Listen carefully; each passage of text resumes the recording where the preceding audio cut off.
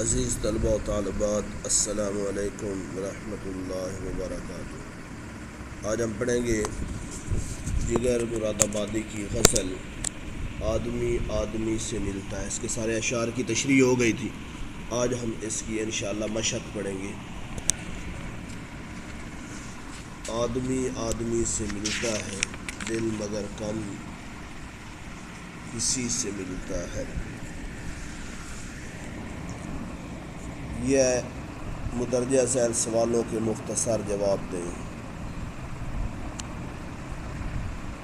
اس غزل کے مطلع کی نشاندہی کیجیے اور اپنی کاپی میں اسے الگ لکھیے۔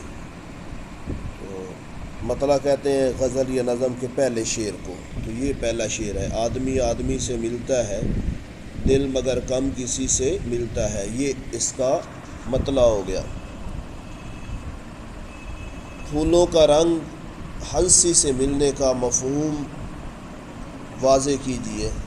اس کا مفہوم یہ ہے کہ محبوب کی مسکراہٹ بہت خوبصورت لگتی ہے، جیسے کہ کھلے ہوئے پھول بہت خوبصورت لگتے ہیں، ایسے ہی محبوب جب ہنستا ہے تو پھولوں کی طرح خوبصورت لگتا ہے۔ ہوش اور بے خودی کے ملنے سے دنیا کے کاروبار کیسے سنورتے ہیں۔ اس سے مراد یہ ہے کہ جب انسان کسی کی محبت میں اس حد تک گم ہو جائے کہ ہوش اور بے خودی کا عالم ایک ہو جائے تو اسے اپنی محبت میں سکون محسوس ہونے لگتا ہے۔ مطلع میں کس حقیقت کی طرف اشارہ کیا گیا ہے؟ مطلع میں اس حقیقت کی طرف اشارہ ہے کہ یوں تو انسان زندگی میں بہت سے لوگوں سے ملتا ہے، مگر اس کا دل ہر کسی سے کم ہی ملتا ہے، یعنی دلی تعلق کسی کسی سے ہی قائم ہوتا ہے۔ پانچویں شعر میں مل کر نہ ملنے سے کیا مراد ہے؟ اس سے مراد یہ ہے کہ انسان بعض اوقات بعض لوگوں کے ساتھ ایک عرصہ گزار دینے کے باوجود بھی دلی تعلق قائم نہیں کرتا، مگر بعض اوقات کسی سے ناراضی کے باوجود اس سے ملنے کو جی چاہتا ہے۔ مدرجہ ذیل الفاظ کو جملوں میں اس طرح استعمال کریں کہ ان کی تذکیر و تانیث واضح ہو جائے کہ کون سا لفظ مذکر ہے اور کون سا مؤنث ہے۔ آدمی، وہ آدمی مشکوک لگتا ہے۔ آگے آگیا دل، ڈر کے مارے میرا دل زور زور سے دھڑک رہا ہے۔ ستم، غریبوں پر ستم ڈھانا عابد کا وتیرہ بن چکا ہے۔ ہنسی، عمر نے ایسا دلچسپ لطیفہ سنایا کہ فوراً مجھے ہنسی آ گئی۔ قیامت، جب قیامت آئے گی تو ہر چیز ختم ہو جائے گی۔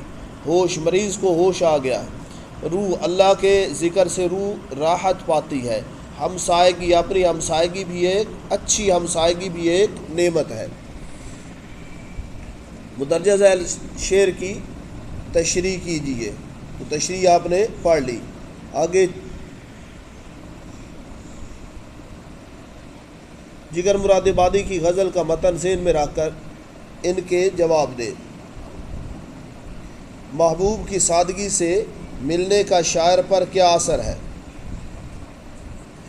خوشی سے پھولا نہیں سماتا، محبوب کے ستم بھول جاتا ہے، نشہ سا چھا جاتا ہے، ہر غم بھول جاتا ہے، محبوب کے ستم بھول جاتا ہے۔ دوسرا سوال ٹھیک ہوگا۔ پھولوں کا رنگ محبوب کی کس بات سے ملتا ہے؟ ہنسی سے، شکل و صورت سے، تازگی اور نزاکت سے، خوش پوشی سے۔ شکل و صورت سے بلکہ ہنسی سے، پہلا سوال پہلا ٹھیک ہوگا، ہنسی سے ملتا ہے۔ دوسرا، فتنہ قیامت کا سلسلہ کس سے ملتا ہے؟ محبوب کی خوش قامتی سے، خوش ادائی سے، انگڑائی سے، محفل آرائی سے، محبوب کی خوش قامتی سے۔ دل ٹوٹ کر کس سے ملتا ہے؟ کج ادا سے، دل ربا سے، خوش ادا سے، مل کے بھی جو نہیں ملتا، یہ آخری مل کے بھی جو نہیں ملتا۔ بے خودی سے ہوش آنے پر کیا ہوتا ہے؟ افسوس، کاروبار جہاں سنور جاتے ہیں، بے خودی کو جی چاہتا ہے، اداسی بڑھ جاتی ہے۔ دوسرا، کاروبار جہاں سنورتے ہیں، روح کو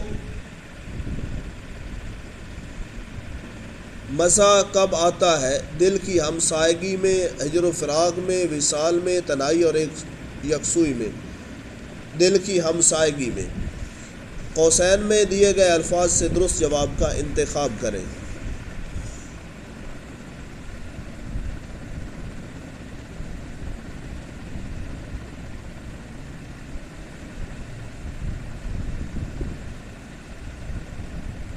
مگر کم کسی سے ملتا ہے، آدمی آدمی سے ملتا ہے۔ دوسرے شعر میں وہ سے مراد ہے، دوسرے شعر میں وہ سے کیا مراد ہے؟ محبوب۔ کاروبار عاشقان جہاں سنورتے ہیں۔ ساتواں شعر غزل کا آخری شعر ہے، ساتواں شعر غزل کا آخری شعر ہے۔ یہ آخری شعر اس لیے ہے کہ دیکھو، روح کو بھی مزہ محبت کا دل کی ہم سائیگی سے ملتا ہے۔ یہ کلیات جگر سے لی گئی ہے پوری غزل۔ تو اگر اس کے اندر جگر مراد آبادی کا ذکر ہوتا، اپنا تخلص ذکر کرتا، تو یہ ہوتا مقطع۔ تو شاعر نے اپنا تخلص ذکر نہیں کیا، تو یہ ہوگا غزل کا آخری شعر، اس کو مقطع نہیں کہیں گے۔ اس غزل میں ردیف اور قوافی کی نشاندہی کریں۔ یہ ردیف کی قافیہ کی تعریف ہے۔ کسی شعر کے آخر میں آنے والے ہم وزن اور ہم آواز الفاظ کو قافیہ کہتے ہیں۔ اگر شعر میں ردیف بھی ہو، ردیف کا ہونا ضرور لازمی نہیں، تو قافیہ ردیف سے پہلے آئے گا۔ ابن مریم ہوا کرے کوئی، میرے دکھ کی دوا کرے کوئی، پھرے راہ سے وہ یہاں آتے آتے، اجل مر رہی تو کہاں آتے آتے۔ تو یہاں پہلے شعر میں ہوا اور دوا، اور دوسرے شعر میں یہاں اور کہاں قافی ہیں۔ اگر ردیف کسی شعر میں قافیے کے بعد آنے والے ایک جیسے لفظ یا ایک جیسے الفاظ ردیف کہلاتے ہیں۔ قافیے کے بعد اگر غزل کے مطلب میں ردیف موجود ہو تو باقی اشعار کے دوسرے مصرے میں ردیف آتی ہے، تاہم غزل غیر مردف بھی ہوتی ہے، یعنی ایسی بھی غزل ہوتی ہے جس میں ردیف ہوتا ہی نہیں۔ تو اوپر جو شعر گزرے ان کو دیکھیں۔ ابن مریم ہوا کرے کوئی، میرے دکھ کی دوا کرے کوئی، تو اس میں اس نے بتایا کہ کرے کوئی یہ اس کے اندر ردیف ہے، اور دوسرے شعر کے اندر آتے آتے ردیف ہے۔ آگے سرگرمی ہے، اور جس کے پاس شرح سرمایہ اردو ہے اس میں اضافی سوالات کچھ دیے ہوئے ہیں، وہ کر لیں، اور اضافی کثیر الانتخابی سوالات بھی کر لیں۔ اللہ جزائے خیر عطا فرمائے۔ السلام علیکم ورحمۃ اللہ۔